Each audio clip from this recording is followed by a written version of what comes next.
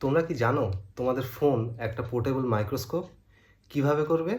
তার জন্য লাগবে তোমার ফোন, একটা ইঞ্জেকশনের সিরিঞ্জ আর একটু জল। এটা করার জন্য আমরা ফোনটাকে এভাবে ক্ল্যাম্পিং করে নিলাম।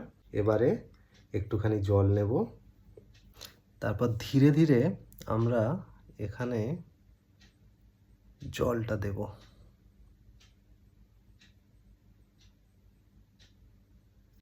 ঠিক এইভাবে। এবারে দেখো ম্যাজিক।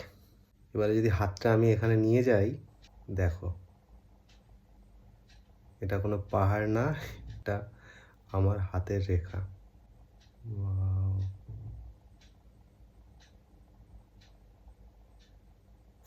এখন আমার কাছে একটা 200 টাকার নোট আছে। এটা ছবিটা কি কেমন আছে দেখো। গান্ধীজির চোখ,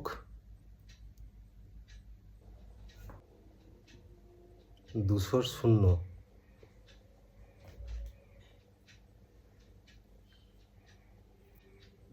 ইঞ্জেকশনের সিরিঞ্জের সূঁচটা কেমন দেখাচ্ছে দেখো।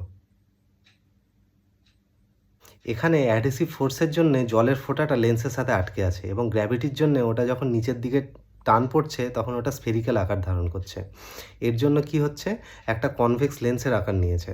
তাহলে কি হলো, ক্যামেরার লেন্সের উপর আর একটা কনভেক্স লেন্স, যেটা কি করছে, যে লাইটগুলো আসছে ক্যামেরার লেন্সের মধ্যে ওটাকে ম্যাগনিফাই করে ফোকাস করছে ক্যামেরার লেন্সে। তার ফলে যে ইমেজগুলো তৈরি হচ্ছে সেগুলো ম্যাগনিফাই হয়ে যাচ্ছে।